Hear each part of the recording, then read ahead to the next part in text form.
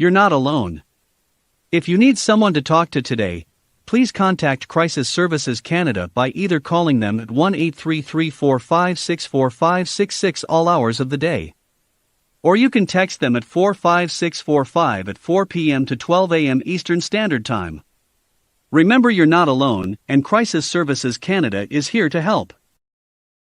The FHN network is sponsored in part by Hoddle Services.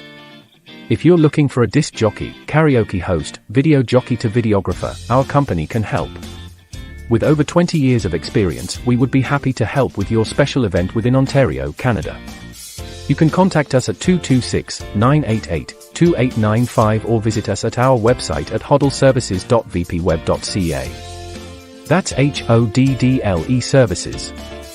We look forward to hearing from you and helping with your special event.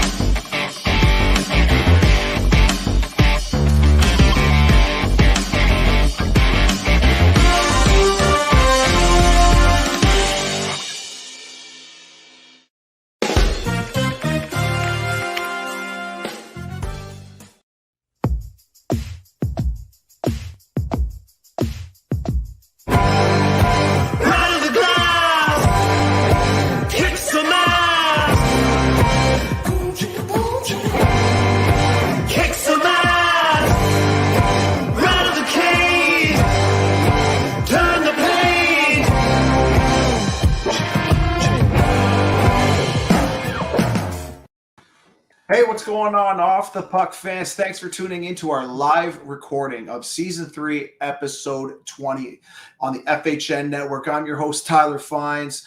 You can catch Off the Puck Hockey on Rogers TV channels 20, 13, London, Kitchener, Tri-City area. Make sure you're checking out Rogers every Saturday night, 9 p.m. Make sure you follow at Off the Puck on Facebook, Twitter, Instagram to check out all of our live recordings and check out all of our past shows. We're a proud partner of AST, our West Coast network. We're really proud that they've got a brand new website there at ASTV, and we're going to be using a new media player coming soon. So make sure you check out ASTV.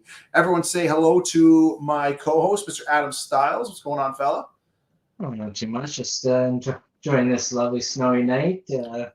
Just shoveling never ends, man. Yeah, absolutely. Yeah, no, it's been a good night so far. Like I said, been 2 or 3 times. I know our other co-host, Part-Time Walker, couldn't make it. He's caught on daddy duty tonight. So you and I are taking the reins. Yeah, absolutely. Catch any football on the weekend? There's actually going to mention that. I was going to say I hate to go outside the sport of hockey, but let me tell you something. The NFL playoffs have been absolutely insane, and we're definitely going to talk with our guest about the NFL, find out who his favorite team is. Does he still have a horse in the race? We're going to figure it out. We definitely want to make sure that we talk about the 2 acts of racism that happened this week. Obviously, just a disgusting look on our game. So we're going to speak about that. But the solidarity that's created and people coming to support everything going on has been great. PK Subban and his brother. So hopefully we can delve into that a little bit. Oilers finally win, break that friggin' losing streak, which they shouldn't have been on, but they are. So I'm glad they've turned it around. And one of the biggest announcements, of course, is Emily Caston has been hired as the assistant general manager in Vancouver. I think that's so awesome. What an unbelievable hire. She's so qualified, and it's a progressive move. What do you think? Yes, absolutely, man. It's about time these things happen. You're seeing it slowly. They're slowly breaking that glass ceiling. Yeah. Getting these jobs, landing them. Absolutely no reason why. They're qualified just as much as we are. It's great to see it. And you're just going to keep seeing more, I'm sure of it. Well, I hope so. We're going to talk to our guest about that here, and I don't want to keep him waiting. He's listened to me ramble long enough. Our guest tonight is former TSN personality and current host of the Wally and Methot Show. It's one of the best shows you can possibly listen to. Make sure you guys are checking it out. Please welcome co-host Mr. Brent Wallace. How are you, sir? Fantastic, boys. How are you? Oh, great. I love your backdrop. I love it. It's a little bit of everything. It's got all my favorite things in it. Hockey sticks. I'm not quite sure what the cans are, but they look like something I'd enjoy in a drink. That's our Whitewater beer sponsor. And hot sauce. Yeah. We're working on getting our own hot sauce too. So yeah, we're trying to have some fun here. So what is the hot sauce in the background? I'm a big hot sauce guy. So what is the two bottles? It's a local Ottawa company called Bonesaw Hot Sauce. So bonesawsauceco.com is where you can order it. But it's actually really good. I'm not a huge hot sauce guy. Like Okay. I've never been one to throw it on everything, but I've used it on this. It's actually pretty good. So I might convert. Yeah, I don't know. Styles, you hot sauce? Yes or no? Yeah, I went through a phase when I was young. I loved it, and I started getting older and getting the heartburn, getting the stomach issues, and I got off it for a while. But I started to hop back on the horse, and yeah, I enjoyed it a lot. See, I went the opposite way. I never liked it. I couldn't take it, and now all of a sudden, no, I'm the opposite. I love it now. So it's sriracha on everything, and my neighbor back in Cambridge, he was a chef, so he made like incredible hot sauce. But I'm talking like this stuff was potent, like this, it's paint thinner type stuff. And I don't know if I can handle that. Like, where's your alarm, Brent? Like, what were you? 1 alarm, 2 alarm, 3 alarm? I'm a mild kind of guy. Okay, so let's just set it right there. Like, you want me to go get a honey sauce or some mild wings? Yeah, that's right. That's the limit for me. Yeah, I'm soft. I love it. Well, again, thanks for joining us, and I really want to talk about your show and kind of how that came about, because obviously we also had to cover 23 years of your career, and I think you can probably do it in less than 50 minutes, I'm sure. But let's talk about the show and kind of how that all came about. Sure. It's almost what are we into? February 3rd will be the year. So a year to the day I got laid off, and then I didn't see it coming, obviously, and I scrambling for something to do. Like, I don't know what's going to happen. I'm 47 years old at the time, so I talked with a few people over the course of the last couple of years about maybe doing some kind of podcast, but it just never worked out. And then this happens, and my wife, who also she writes for Canadian Press, and so she's in the industry as well. We met at the hockey rink. She says, "What about Mark Methot?" And as soon as she said it, I was like, "That's the light bulb moment." And I think that's like 4 days after I got laid off. I probably still don't remember really what happened at that particular moment, but I picked up the phone, called him, and he's like, "Wally, I've been waiting for your call." So from that day on, we talked every day about getting this show together and doing it and putting it on. Now, the one thing that's been really interesting, I'm a huge prep guy. I'm very OCD. I have a rundown. The shows, everything is written. I'll send Meth, and for apologies for people don't, I call Mark Methot Meth, so that's his nickname. I'll send him a note, and it's a terrible nickname to try and build a show around, by the way, because it's not very family friendly. And so we had to work around that, and we tried to come up with a name. But we won't talk before the show. Like, we'll sit down, and as soon as we sit down, we start talking. That's when we just chat. And so it's been really good. I can throw him anything. He doesn't get rattled very easy. He's got answers for most. Very articulate. It's actually been pretty easy and pretty fun. So it seems to be going okay so far. But yeah, we got a lot of work to do. Yeah. So are you running this on your own? Do you have a producer in the background? Is there a company kind of backing you? Like I was really intrigued, because obviously being a solo proprietorship like we are, we're always intrigued to find out how those things kind of materialize. So, and I'm going to be straight up, like, I don't know what I don't know. And like, trying to build this thing, like, I didn't know I was going to be dealing with the IRS when it came to YouTube, and I didn't know like the number of lawyers I was going to have to try and reach out to, and so marketing people, all like, right, you don't understand terminologies like CPMs and how you figure out advertising rates, so all that stuff. So aside from trying to do a show twice a week, we're also trying to figure out how to monetize this thing. Very fortunate, we've had 4 really solid partners who were there from the beginning, like Gong Show Gear, who is a hockey apparel company in Ottawa. They've got over $100 million in sales. Well, they're like, let's make your stuff for you. We will make your merchandise. So to be associated with Gong Show has been huge. Whitewater Beer, and I'm not trying to name drop my advertisers or my sponsors, but like, they're just really good people that just wanted to be on board. So we've probably had, I don't know, 14 or 15 different sponsors throughout the year trying to get in and do some stuff. So that's made it easier for us to try and build a show. And then there's just trying to figure out how everything works behind the scenes. And so we do have a producer, Craig, and he's our secret weapon, because we've had a couple others. We have Craig, who used to work for the Ottawa Senators and used to build all their social media stuff. He's phenomenal. He's crazy. He's out there, but he's very smart in what he does. And so he builds all this crazy stuff for us that we get to post on social media, but he also knows how to work I couldn't post a video to YouTube if I wanted to. So he does all that stuff. Yeah. We got another guy, Alex, who does our live shows because he's got a different software system. He was at the Olympics in Tokyo, Japan, one day while we were doing a live show, and he's still trying to do, I think it was 3-on-3 basketball or something he was helping with, and we're still doing a live show. So, and then we've got a couple other people that do some stuff here and there. And so we're very, very fortunate with the people we've had behind us. I always said, like, if you want to build anything, you've got to build it with the right people and the best people. And I think we've got that.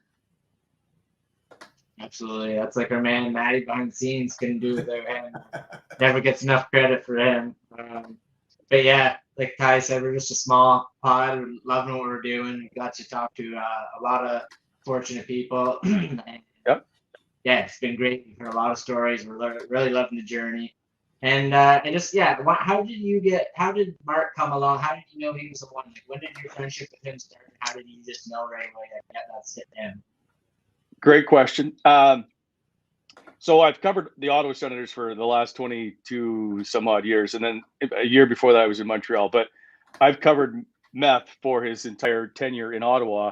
And then we still knew each other afterwards. But we covered a couple. I did some world championships that he played in. And so those are the places where you start to really get a chance to meet the players because it's just more relaxed and you're the only usual media guy around. So you just get to have a lot more conversation. So in fact, the second time I went, I don't even know how to tell you this story, but I don't sleep very well. And I'd forgotten to take my sleeping pills with me to, I think we're in Switzerland. Well, Meth was coming over 2 days later or whatever, joining Team Canada. So my wife went to his house, dropped off my sleeping pills and brought them over. Now, this is the hockey part of this, the hockey player part. So he's bringing over their prescription. He just leaves it at the front counter, the front desk of the hotel. So we're in a foreign country, and he just thinks he's just going to drop some of these prescription medication on the counter and with my name on it. So he's like, yeah, it's at the front desk. So I show up, and everybody's looking at me kind of. I'm like, oh, what is about to happen? Anyway, I just took them, and I left really quickly and went back to my hotel. I'm like, I don't know if I'm going to get stopped or what, but that's the hockey player. Like, they don't think anything of it. Anyway, I'm rambling, but that's one of the stories. Anyway, so Meth and I have always been kind of close, and when I was at TSN, we knew for like the last 3 or 4 years, we'd asked him to come on and be a part of the broadcast team. Very articulate. And so he just kept saying no. He didn't think the time was right. And then when I finally got a hold of him, he just like, I've been looking for something to do, and this is the right fit. Absolutely. I was going to say that, but as long as you didn't mention anything about it's from Meth or anything when you drop the pills off. No, yeah. I'm here to get some pills from Meth. Yeah, no, thank God. I didn't even think of that. Yeah, that would have been a little confusion there. So, what kind of guests have you guys had on so far? And like, what's kind of your long-term goals, your kind of guests that you would love to have on? Oh, okay. So this may take the rest of the show. So that's all right. We're good. Great question. We got some time. We just did today was show 82, I think, and we've had over 90 guests on our show. Not always different. Like we've had Bobby Ryan 4 times. Ian Mendes has been on 3 or 4 times. Elliot Friedman, whatever. But we knew in our first 10 shows that we wanted them to be the best 10 shows guest-wise that we could probably come up with. So it was the Daniel Alfredson and Eric Carlson and Mark Stone and Bobby Ryan. Bob McKenzie slipped in there at 10. Chris Neal. It was the who's who if in Ottawa, if you will, of covering the Senators that we wanted. Mark Borbietsky was another one. And it took off. And so it got the attention. We knew there was only one guy for our first show, and it had to be Daniel Alfredson. And luckily he accepted really easy. And I was like, wow, I'm going to try to get him back on because so him and Meth are very good friends. So the ultimate guest for me has always been Sidney Crosby. One, because of who he is, and I've known him for his entire career, but I've covered, my daughter's a Penguins fan because I've covered so many Pittsburgh Penguins games and playoff series. And so he's number one for me, but he's also the incident between him and Meth where he slashes Meth's finger and breaks off the tip of it. And it's just dangling there, if you can remember the video. And for Meth, like it took a long time for him to get over, like he said he was in a lot of pain. And it took a while for him just to get over what had transpired. But there's a story behind that I'm desperately trying to see if I can get Crosby on before I tell it. But at the end of the day, I'm going to end up making Mark Methot apologize to Sidney Crosby. That's the goal. Nice. So that's number one. Jaromir Jagr, who's the picture behind me, has always been very good to me, and I've been trying to get him to come on. He continues to say no, but I'm not going to be deterred.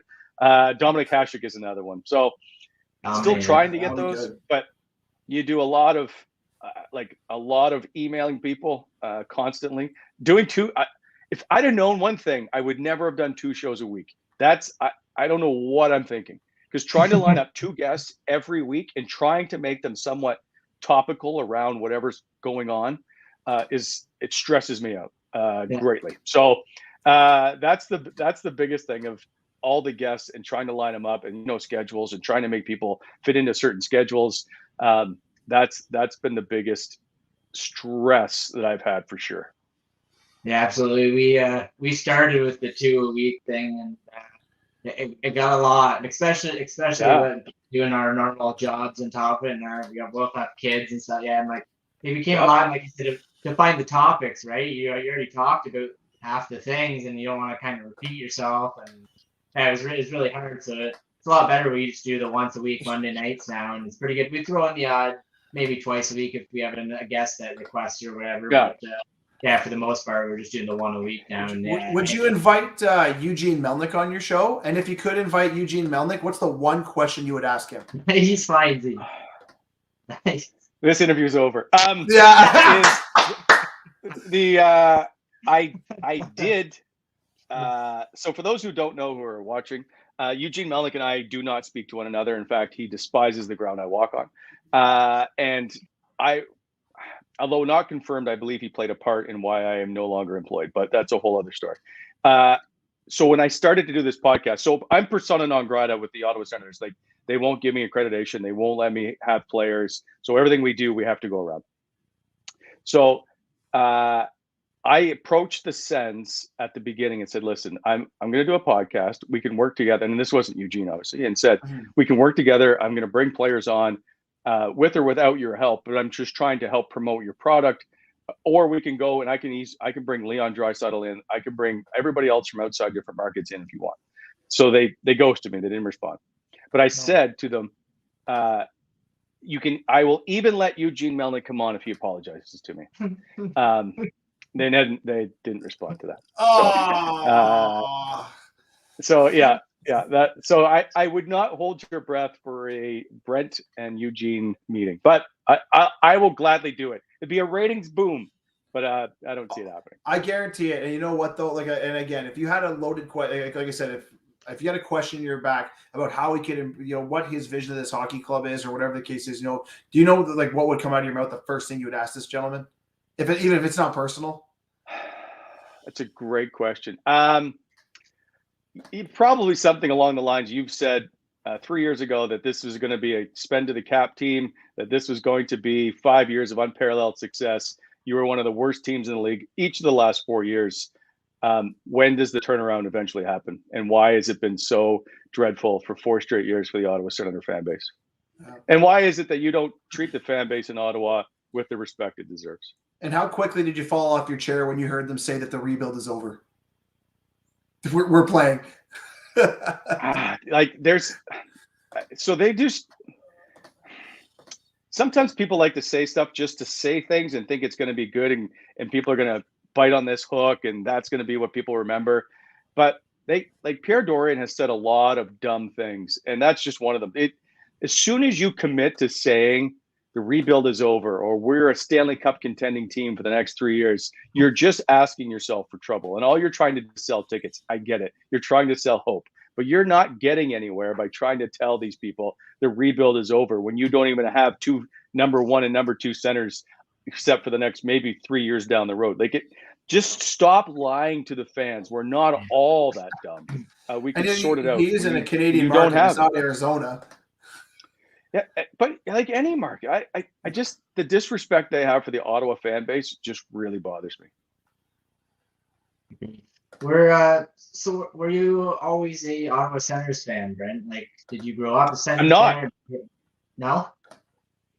No, I grew up in Fredericton, New Brunswick. So when I was a kid, they didn't have the Sens. It wasn't until '92, so I would have graduated high school in '91. I grew up an Islander fan, named all my stuffed animals after the New York Islanders, and I had one baseball manager. So he was Al Arbor as the head coach, and my big blue dog was Billy Smith because he was the biggest and meanest looking thing I had. So I was more of a Montreal fan. Montreal farm team was in Fredericton for a while, the Fredericton Canadians. And so I grew up watching them for a bit. And then I got to cover Montreal for a year. And that was a pretty cool experience to be able to, your first NHL team you're covering is the sacred Montreal Canadiens. They weren't very good, mind you, but they were still fun to be around. I've never cheered for a team per se outside of when I was a kid. Like, I don't get a ring if the Ottawa Senators win a Stanley Cup. So I really don't care. I will cheer for players, and I've met lots of great players. So I'll always cheer for Sidney Crosby. James Reimer and I are good friends. I will always cheer for Reims. There's lots of guys around the league who I've met that I would cheer. Jason Spezza I will cheer to win a Stanley Cup with the Toronto Maple Leafs. I could care less if the Toronto Maple Leafs win the Stanley Cup. I've never been in my profession a guy that's ended up cheering for that particular team. And I always said I had two different jobs. One was to be the reporter covering the Sens for SportsCenter, and the other one was being the broadcaster doing the broadcast, which is when you've got the broadcast rights, you've got to cheer them on. Well, if you ever turn on the news, it's never a positive story that leads the newscast. It's always doom and gloom. So as a SportsCenter reporter, it's the same thing. I've got to try and find why they're not winning as opposed to, yay, they're 15-2 to start the year. This is fantastic. And then I got to flip that switch and go into the broadcast and start talking all the positive things about how well this team plays. So that always became a bit of a juggling act. But I never got behind cheering for any particular team. I'll cheer somewhat for the Sens because my son is a Sens fan and he's met players and they've been very good to him. So for that, I will cheer for the players. I just don't care who wins the Stanley Cup. Yeah, I hear you. A lot of people that I talk to now, and you hear just more player fans than anything. And like you said, see the player. They like to see a player win the cup. They don't really give a hoot with the team or anything. But you speak into the Sens there a little bit, and they do have a bright future ahead, and they got a lot of good rookies playing in their lineup this year. Where do you see them in the next 5 years? Well, it's unparalleled success according to the Ottawa Senators organization. True. Next year, they're not a playoff team next year. That's almost certain. I'd be shocked if you can go from 28th, 29th to being a playoff team. And then they've got to build from the playoffs up to being a contender. I don't see this team. They'll fight for playoff spots for, I don't know, maybe in 3-4 years from now, maybe 2 years from now. But I don't see them as a Stanley Cup contender. They have no goaltender and no signs of a Stanley Cup contending goaltender anytime soon. And their defense needs to be completely, for the most part, rebuilt. Listen, we've all seen this, and we keep doing it every time. They draft good. Every team drafts good players, and they always say, just wait till you see this guy coming, and wait till you see this guy coming. Well, okay, that's fair. And once they get in there, it's consistency. And we don't see that every time. Curtis Lazar was supposed to have been the second-line center for the Ottawa Senators for years to come. Well, he was on waivers at one point, and now he's in Boston trying to make it just as a role player. There's lots of guys that come with lots of attention that don't necessarily pan out. And I don't know. Jake Sanderson should be a bona fide star. Absolutely. Tyler Kleven, maybe. Tyler Boucher, we have no idea. They're still waiting to see what Eric Brandstrom really is. There's lots of guys they still need to try and figure out. Like, I think Shane Pinto is going to be a star. Josh Norris is proving he's going to be a bona fide number one guy. But on the flip side, and Alex Formanton's another guy who played for the London Knights, and Drake Batherson and Tim Stützle. Sure, they've got lots of pieces, but what happens at contract negotiation time? So now you've got Josh Norris is going to be due for a deal. I know he's RFA, but he's still due for a deal. So is Formanton. When these guys come up, they can't keep paying everybody, and they're going to have to move pieces. Sure. What those pieces are to bring in a number one goalie is a question. They've got to find answers, and you can't win a Stanley Cup without goaltending and defense. And right now, they're fun to watch because that's not really a big deal to them. They're out there to play hockey, but they're not necessarily out there to win games at the moment. Yeah, I hear you there. And like you said, they build up look at this player, but then they get this player, like you said, and he starts to do good, and then they seem to trade him off all the time too. Like you got Mark Stone, Eric Carlson. It's money. But It's always been right. money. So, like, and that becomes the issue is. So it's a timing thing. You've got to make sure all these guys that you're bringing into your lineup at the same time start to develop. And so, are we going to see the Brady Tkachuk, Josh Norris, Drake Batherson line together for years to come? Maybe, but maybe not, because if they've got to start to juggle salary around and they got to buy out Matt Murray and bring in another $6 million goaltender to try and get them over the hump, like all that stuff starts to add up. And when you're a budget team and not a cap team, it becomes a lot tougher to deal with. They have an internal budget that they have to stick to, and that becomes an issue. It's not the salary cap anymore for the Ottawa Senators, and it hasn't been for a long time.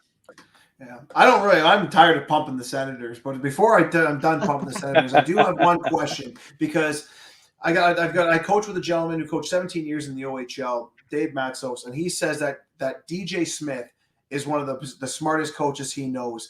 And, he feels obviously terrible that they have not been able to have success under him yet. What's your I guess relationship with DJ, and do you think he can coach? Do you think he can bring that team around?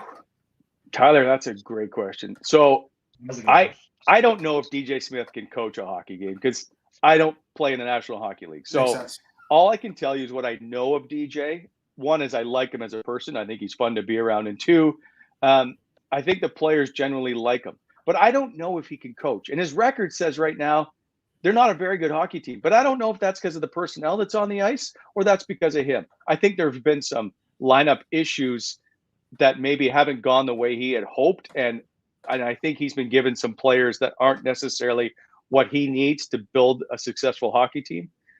But I don't know if he can coach. And I say that in all sincerity. I see decisions he makes that make me shake my head, but I'm not sitting behind the bench or standing behind the bench and trying to figure it out for myself. So who am I to say that he can coach or not coach? There's a lot that needs to be figured out with DJ Smith, because his record says it's not very good. But then again, he didn't go out and sign, I'll say Michael Del Zotto or Braden Coburn or Eric Goodbranson, Tyler Ennis. There's a bunch of players that have come in that lineup that are veterans, that he's had to try and find a place for them to work in that lineup. But that's not on him. But I don't know if he can coach, to be honest with you. The only reason I ask is just because when teams are getting beaten, especially for that long, normally guys are getting their heads called for. But he's the one guy. Yeah. He seems like he's safe. I haven't heard a word about. Yeah, he's safe because of you can't win with this lineup. Like it's just not good enough. And so they know that they're in a development phase of trying to get players to get better, and Josh Norris to improve, and Shane Pinto to get into the lineup, and Brady Tkachuk to become a man as opposed to just being a kid in the lineup. So there's a huge runway for DJ Smith, and he works cheap. Let's not kid ourselves. The Ottawa Senators probably pay their coaching staff the cheapest among the National Hockey League. So he works cheap, but there's no one. I don't think Scotty Bowman could come in and make this team a successful win right now. Like they just don't have any goaltending. You can't win in the National Hockey League if you don't have any goaltending. So he's got a long leash because of the fact that they just don't have a very good hockey team. That's great, Findsy. And I haven't. I was tired too.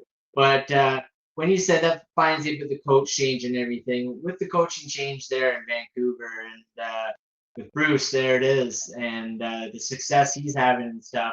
Like, are you a big believer in a coach can actually change a club's team right around, or is it do you think it's just a temporary kind of boost, morale kind of thing? See, a good question, because I tried when that happened. Mark Methot has been through like 4 coaching changes, and I forget who the guest was I had on, maybe Carlo Koliakovo or Kevin Bieksa. There was somebody that had gone through a number of coaching changes too. So I'm like, well, let's ask the players who have gone through it to understand it better than I can. But I looked up numbers, and sometimes it's good, sometimes it's not. Like Meth had some coaching changes that come in, and the team was still terrible. And then they brought in Ken Hitchcock at one point, and they ran the tables. I think they went like 42-17 or something, but they made the coaching change 11 games in. My point is, I don't know. Like I saw, was it Larry Robinson took over New Jersey with like 6 games to go? Then they went on to win the Stanley Cup. Or does he got fired and someone? I just know that they fired the guy with 6 games to go, and they went on to win the Stanley Cup. That's crazy. So, and I think in just Pittsburgh, right? That Dan Bilesma came in halfway through and they won the Stanley Cup. So it doesn't necessarily mean anything. There's sometimes you can tell there's a voice that needs to be changed, and you could see it in Vancouver. And I thought possibly it was going to happen in Edmonton too with Dave Tippett. But again, if you don't have a goaltender to stop hockey pucks, it's tough to blame the coach. The thing is, Styles, funny thing is like when I was coaching junior, when I left the team that I was with, when I got called to go to Quebec, I was the coaching change for the first place team, right? So when I came up there, I already had a good team, and then what happened was we ended up running the table. Like we won 25 games straight and ended up winning the championship, but they were already good. But they made this coaching change because they just didn't think it was going to work. So, I mean, it really depends on who you bring in and how it goes. But I'll tell you, it's at the end of the day, in my opinion, it's a shiny penny. If you have a 10-game window, and how you do it those 10 games, it really does depend on the team and the coach. That's all you get, though. That's your grace period. After that, it's who you are for the most part. The only other person who has really improved it, I think, is Daryl Sutter, but he also improved. He's also given more of a defensive style hockey to the Calgary Flames. Yep. I agree. Yeah, absolutely. And yeah, like you said, with the coach change in Edmonton, you hear that all around. Tippett, fire Tippett, but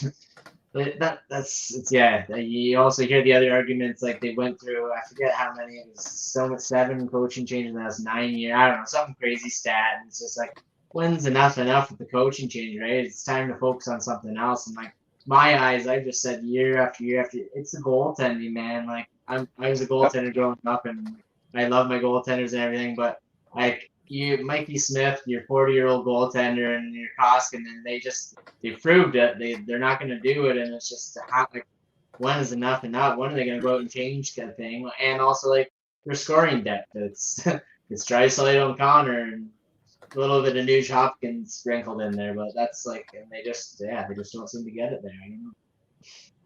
It's just, they've got Darnell Nurse and they've got some pieces, but that's a team that just doesn't have the right mix. Like you can see Pittsburgh, they had Marc-Andre Fleury, so obviously they've got solid goaltending, but they had Chris Letang on the back end, and then they've got 2 studs up front. But it's not like Sidney Crosby's had great wingers for his career. He's had Pascal Dupuis and Patrick Hornquist, and now it's like, and no offense to Brian Rust, not necessarily an all-star particularly. They haven't been surrounded by these great players, but they've made them great or very good. Jake Gensel obviously is a guy that people look at now.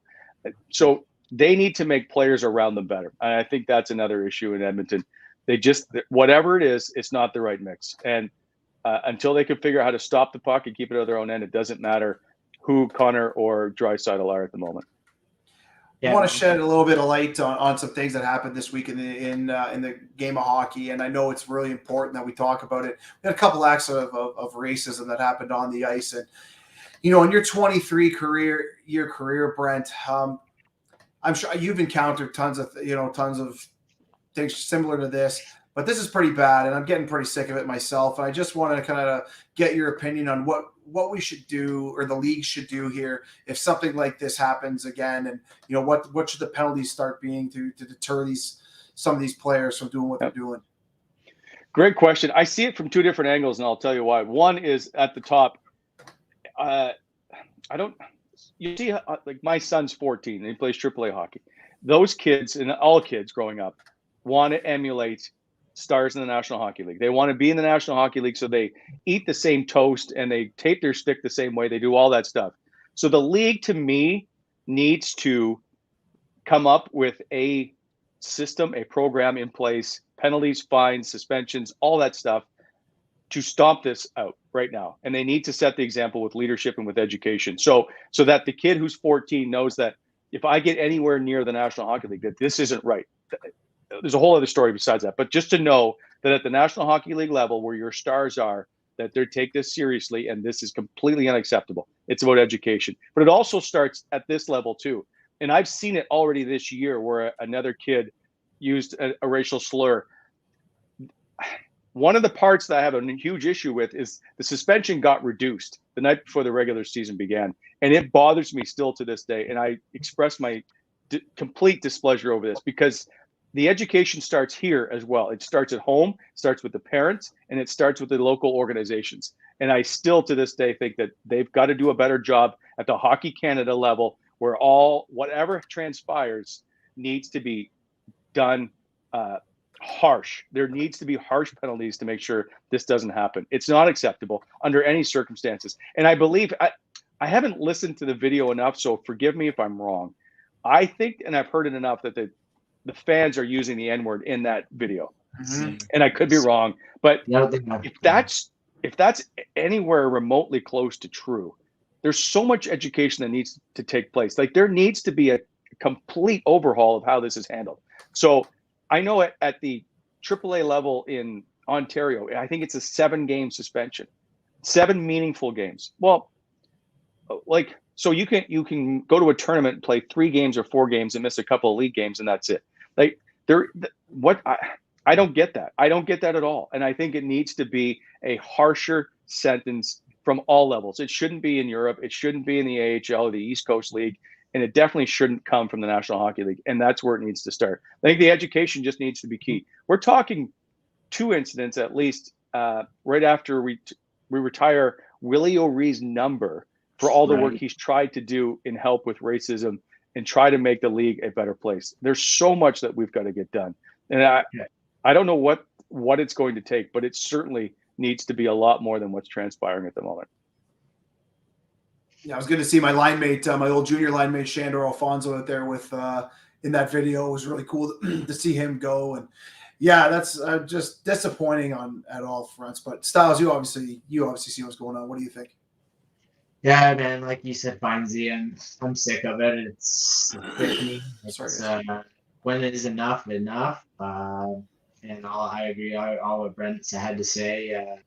These punishments they're coming down with, it's not nearly enough. It's obviously not nearly enough. These players are obviously not thinking about it in any other way. It's not stopping anything.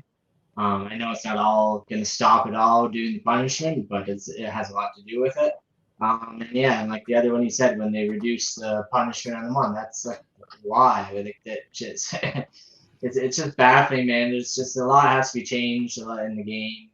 Obviously, still we have a long ways to go, and starts from all the way ground up, like we all know. And somebody needs to be the example. I don't know what the example is. If it's a year ban, if it's banned for life, it's what it is, but there needs to be an example set, and like Brent said, some kind of plan set in place. This so many games, whatever. But enough's enough, man.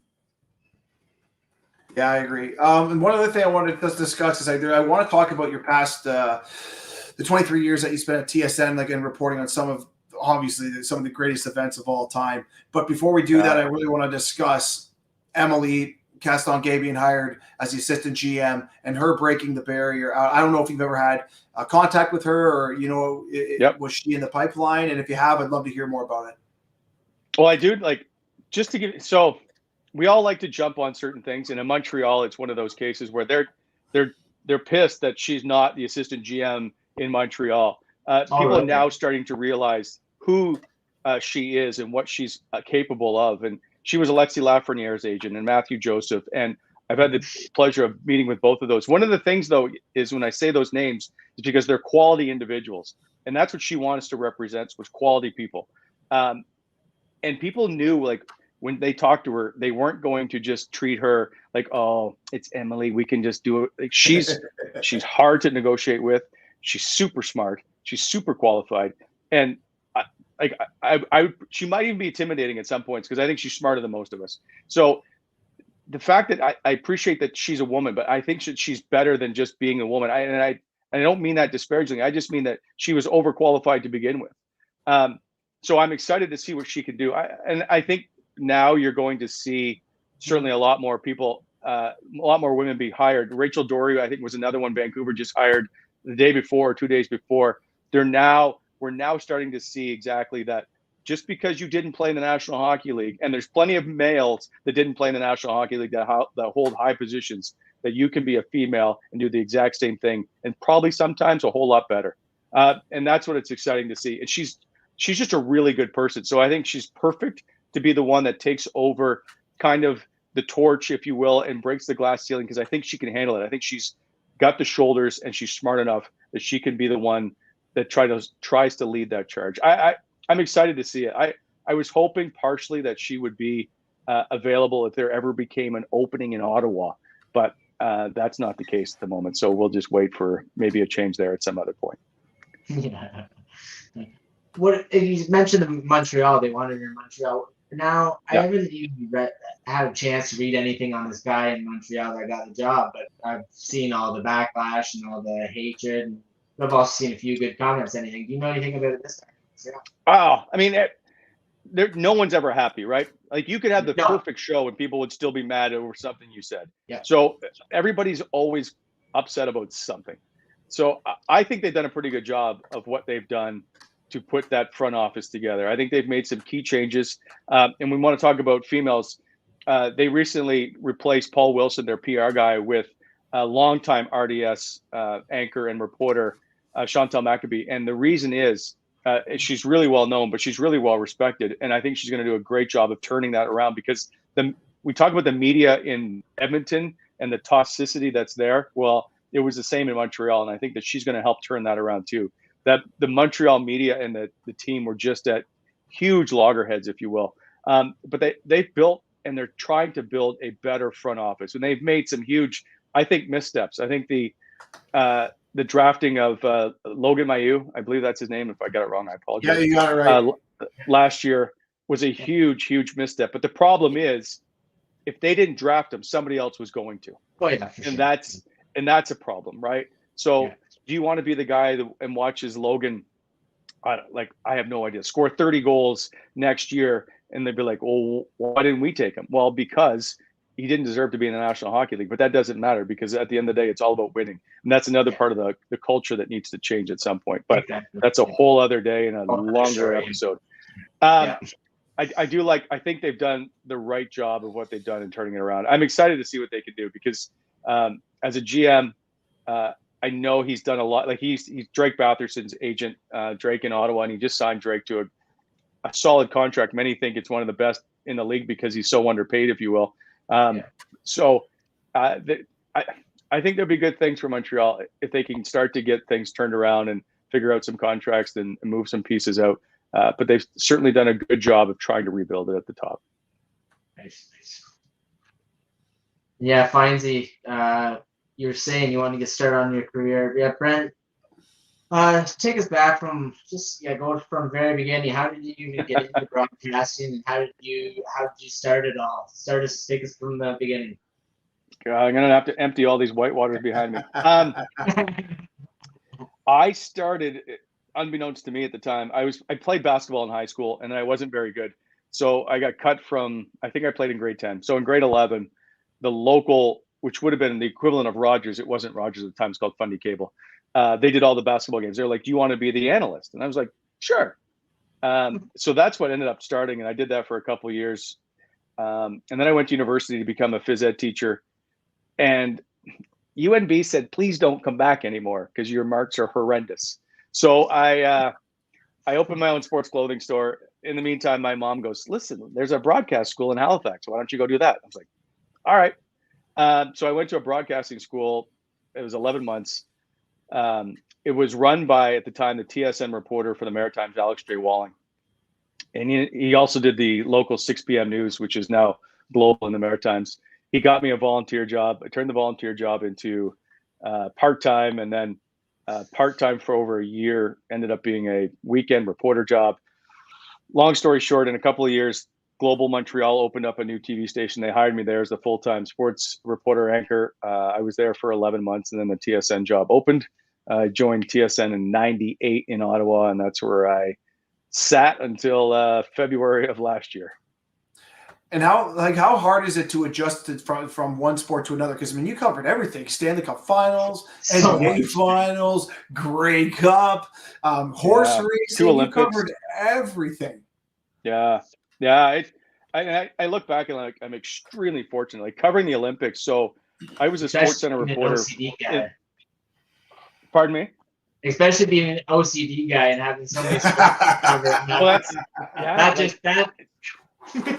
you can't. Yeah, that's the stuff you can't prepare for. So like they would tell me the night before, like you're going to cover this today. I'm like, well, I'm not going to be ready for it. So I was covering Michael Phelps, who won all his gold medals and set the Olympic record, and then I was doing men's basketball, or I was covering Clara Hughes in the mountain biking, or kayaking, or it was all over the place, and it was phenomenal. One of my favorite events of all time is the women's bronze medal game at the Olympics, when they should have probably been in the gold medal game, but that's a whole other story too. But covering that and then winning this bronze medal was phenomenal. So doing all that, I covered all the men's hockey in 2010 at the Vancouver games, but I did the steroid hearings on Washington with, Roger Clemens and Kurt Schilling and McNamee, who was the trainer. That was wild in itself. Like you got the Republicans and Democrats, and I forget which side was which. I think the Republicans were like, "Oh, Roger Clemens, you're my hero. We love you. I just wanted to say you're a great baseball player." And the Democrats were like, "How could you do this? You cheated the game." And they all got 5 minutes, so they would all grill each other, or they'd all grill Clemens or Sammy Sosa or Mark McGuire or whatever. But after they do a recess, and then all of a sudden these senators would pull out like baseballs and stuff. Like, "Could you sign this for me?" I'm like, "You got it." No. So No. yeah, Wow. like, that's one of those things you just never forget, right? So were they signing them though? Well, they'd sign. Yeah, they'd all hang out for whatever. It was bizarre to me. Like there was just, so I got to do like lots of really cool things over the course of, and covering world championships, which are in like Zurich or Belarus or Vienna and Austria and Prague and Slovakia, and like just being able to go to these places was phenomenal. So very fortunate in that stuff. And you just try to prep the best you can. Like one day I remember I was cleaning my garage one afternoon, and like, "We need you to come anchor Sports Center tonight at 6. I'm like, okay. So off to the airport and in the car, and right. So you don't, like, a lot of times you just don't have time to prepare. You just have to trust that you kind of know what you're doing in the first time and get through it. But lots of neat things for sure. If you could pick, what would be your the top of the top? So the 2012 summer games, because it's so much bigger than the winter games, would be probably the best thing I've ever been able to cover. And I got to so you're in London. First of all, it's beautiful. Second, all the events that are outdoors seem to be at some castle or some crazy place that is just this, you never see it in Canada. So we remember doing start finish lines at one of these castles, and they had like these big thrones that the first and second, third place people would sit on, waiting as it was a bike race. Like that stuff was really phenomenal to me. The women's bronze medal match will always stand out for me as one of those cool, I got to be there moments. Probably the gold medal game for men's hockey in 2010 would have been it. So I've covered every practice. The first day, if you've got time, I'll tell you. So the first day, and it's you could feel the emotion and everything around Team Canada, because it's on home soil and they've got everybody in this team. It's phenomenal. The first practice, we're broadcasting it live, and Steve Eisenman, who I know, he's from Ottawa. I was I went to his brother's wedding, and Steve and I shared shrimp together one time around the shrimp bowl. Whatever, doesn't matter. I'm 10 feet from him with our camera, and he's having a chat with Doug Armstrong, who was the assistant GM at the time. And he looks over at me and sees this, and I think there was a couple other cameras. Like we weren't hiding, and he's pissed. He's like, "You can't be recording this. You need to tell me this is against the law." And I'm like, "No, Steve, it's not against the law. We're in a public place. We're in Canada." But he's wound. He doesn't care what I have to say. So I try to calm him down, and he moves away. So I cover every day, every game, every practice, every minute. 2 days before I think the gold medal game comes on, they go, "Brent, we need to send you to Toronto the day of the gold medal game. You're going to miss it." I'm like, "No." Like, they're like, "Rod Smith, who's covering speed skating, needs some time off before he hosts Sports Center again. So you're going to fly the day before and host Sports Center the next day." I'm like, "Well, wait a second. He's just got 3 days off." Anyway, I was like, "Okay, fine." So, I'm flying in the air, and the game is on. I've never seen this gold medal game, by the way. So I land in Toronto. I'm in the cab.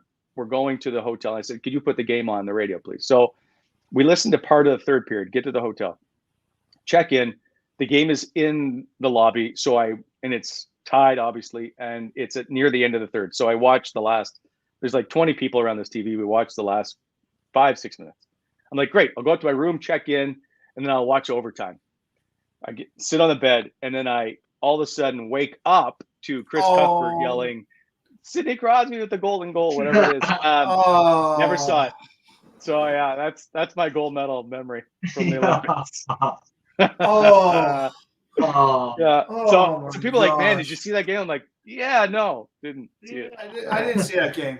Oh No. man, That's the subject. that's awesome. wild. Wow, that's incredible. I want to, you know what? I wanted to quickly touch on trust in the media, and I was really hoping that you could answer this as best and as honestly as possible. You know, for 23 years, you've seen a lot, like I said, kind of like the Eiserman thing, right? You're filming, you've taken in and seen and heard a lot of different things. At what point do you have to put the lock on and say, I can't report this? Like, when do you feel like I'm at the edge? I'm not going over this, and I'm not even going to tell anybody about it, because the minute I tell somebody, I get in trouble for not reporting it. Where's that line for you? So great question. That's a lot to unpack. I know. Sorry. So no. So like I could right now bury people. No question. I could, if I wanted to tear people apart, I could easily do that.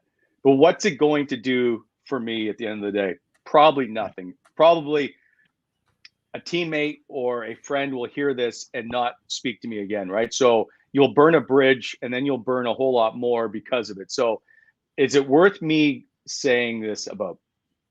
So that was always a big thing of when or what to say. Does it really matter? Like at the end of the day, if I tell you something, is it really going to make a difference in the world?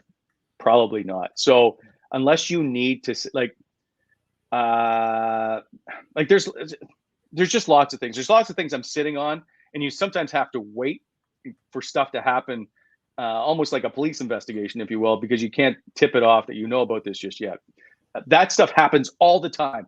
And there's lots of small stuff too. Like we'll know players are hurt.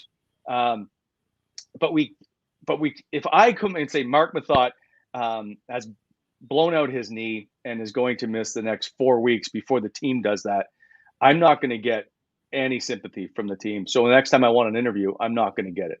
If a player is playing hurt in the game and is struggling, Meth has a separated shoulder, but he's still playing and no one knows. Playoffs are a big one for that.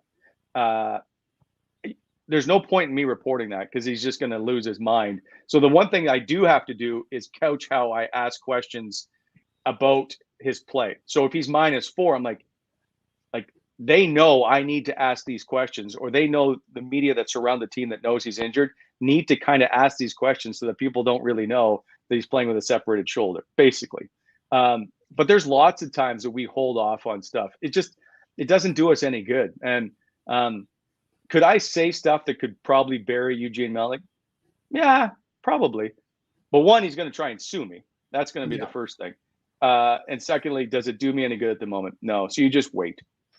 That's good. Usually stuff always comes out at some point, but like trying to ruin a guy's reputation over trying to tell some tale out of school doesn't do you any good. So I wouldn't have lasted as long as I did.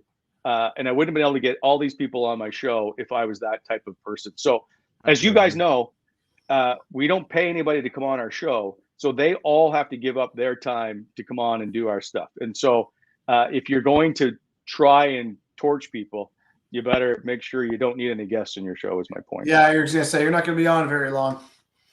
No, no, you won't last.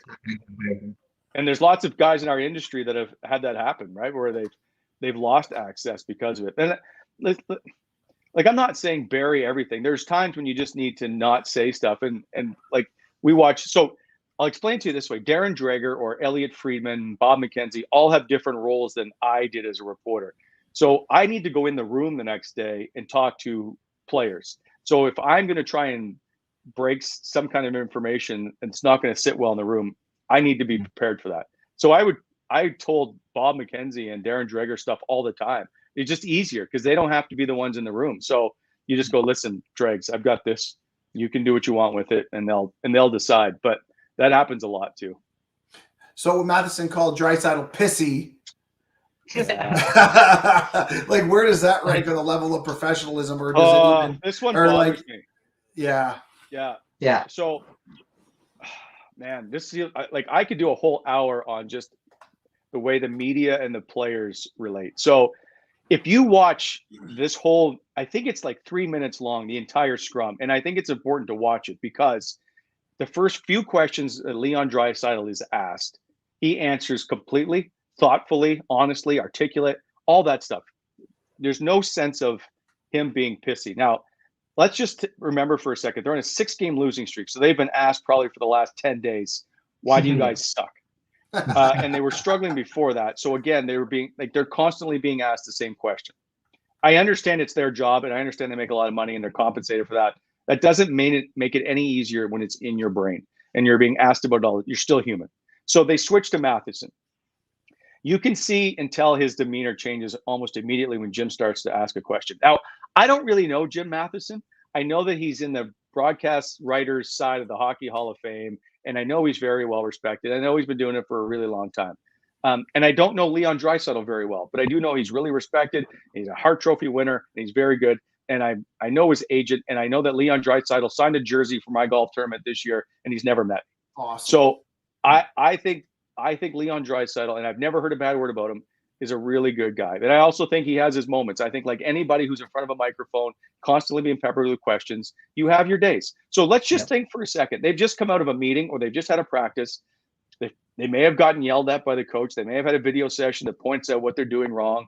They may have just had a whole lot of stuff just dumped on him. And now he's got to come out and answer some questions, which he's done for the first 2.5 minutes.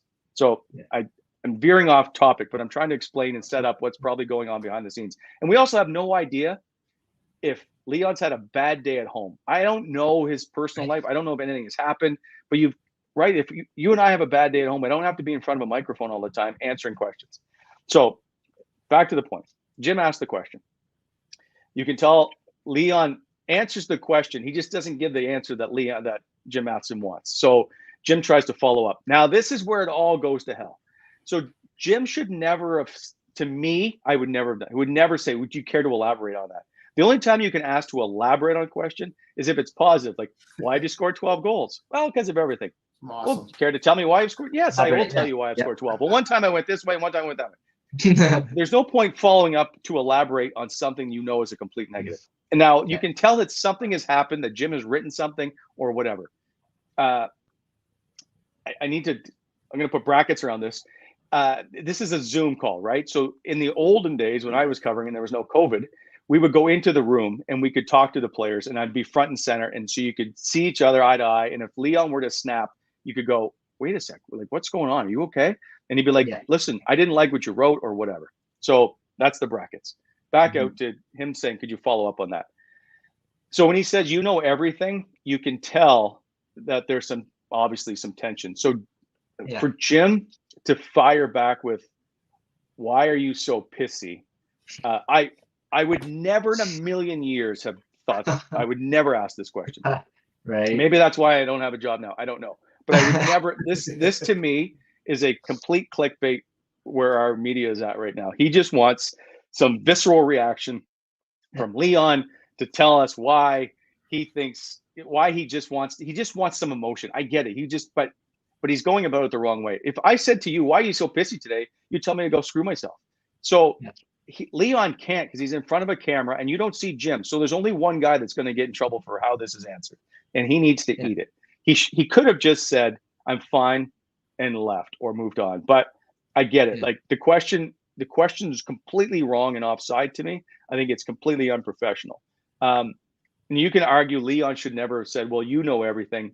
Okay. That still doesn't mean you can come after him with, why are you so, it's just unprofessional. You're just looking for something that's not there. So he did say later, I think on the radio, Matheson, about he was trying to get some emotion out of Draisaitl. He was trying to get something more from him. Well, I see that's the clickbait part of the media that I don't like, and I've never liked it. If you don't want to answer the question, that's fine. I respect it. I'll move on. And Mark Methot and I've had this conversation for a couple of days. Like, I said to Matt, like, Matt, if I ever came in and said, "Why are you so pissy?" He goes, "I'd have you in a chokehold." And I'm like, I get it. That's definitely not a guy you want to piss off. Every day, and I don't know how often Leon's available, but every day the Stars talk. They talk a lot more than anybody else. So if you want a day off and don't want to talk, I completely respect that. But under the NHL rules, if you're requested, you should have to come out and talk, I think is the rule. But I'm prepared to give Leon almost carte blanche on this. I think he was attacked way too much on social media for how he answered it. I think it was completely offside by the way it was asked. And I just think sometimes you need to cut players some slack. A 6-game losing streak is not fun for anybody. And if you think it's okay for the players just to go, well, listen, we would like the goalie to be better, and we think our coach is probably struggling a little bit with the way he's handling the bench. You're not going to throw anybody out. That's why you have an A on your jersey. You're an alternate captain, which means you're in the leadership group. You're not going to bury people, and that's what Jim wanted. Yeah, and just like when he said, "Why are you so pissy?" and then Leon's like, "I'm not." And he goes, "Yes, you are." Yeah, he just definitely trying to clickbait, trying to get him going, and I don't like it. I know we're at time frames. I just got one quick thing to say. I came across a quote, and it's just a quote when you unfortunately got let go of TSN and stuff. But I love this quote because I can relate it to me and Findsy, as we're such big fans of you and always have been of your whole career and stuff. But yeah, it says you're always taught to look at the camera. You're always looking at somebody, which sounds great in theory, but it's a red light and it's pointing at you and it's a piece of equipment. But on the other side, there are all these people who've enjoyed your work for your years and years, and you had no idea. Yeah, I just want to let you know I really enjoyed that quote, and I want to let you know me and Findsy are a couple of those guys that really enjoyed your career, man. I appreciate it. I was always worried about screwing up on live TV or anything. It's like I never wanted to be on YouTube, and that's exactly where I found myself now, which always makes me laugh. But yeah, it's. I mean, you're supposed to go, hey, things happen for a reason and all that stuff. I have no idea if that's actually true, but it was a great ride, and I had a lot of fun. So, and I appreciate the people, like the support I've gotten since leaving TSN. I had no idea. I just thought I was just going and talking on camera and just doing my job. But we did a golf tournament, it completely sold out. We did a speaking engagement, completely sold out. Like I didn't see that coming. So the support I've gotten from everybody has been really overwhelming, which is why I cried for like 4 straight days afterwards. But yeah, it's been interesting. This format for the right person is the best way to communicate honesty. That's the only way. That's the way I've described it.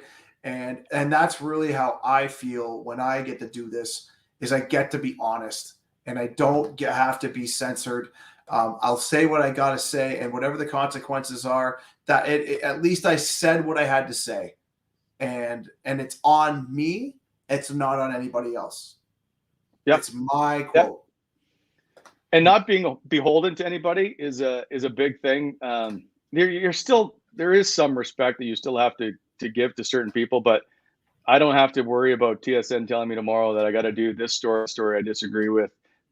So that's a big one. I like the way the media has gone of late is always it's just way too clickbait to me. It's too much of a soundbite type driven media at the moment. I hope it gets back to being straight and unfiltered and without an agenda, but at the moment it's tough to do.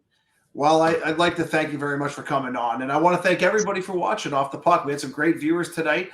You can catch Off the Puck Hockey every Saturday night, 9 p.m., channels 13 and 20, London, St. Thomas, Tri-City area. Make sure you follow us on Twitter, Instagram, YouTube, at Off the Puck Hockey. I want to thank Brent Wallace for joining us tonight. Make sure you follow Brent, Twitter, at Free Agent Brent. Check out the Wally and Methot Show on all downloadable formats. They're fantastic, but I love the Twitter handle. That's money.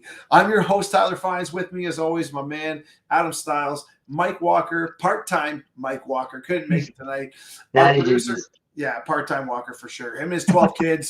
Got to look after the kids. Our producer, Matt Huddle, behind the scenes, making the magic happen. Marty Zylstra for providing the theme music. Brent, stick around for a bit. This is Off the Puck Hockey, and we're out. Let's go. Yeah.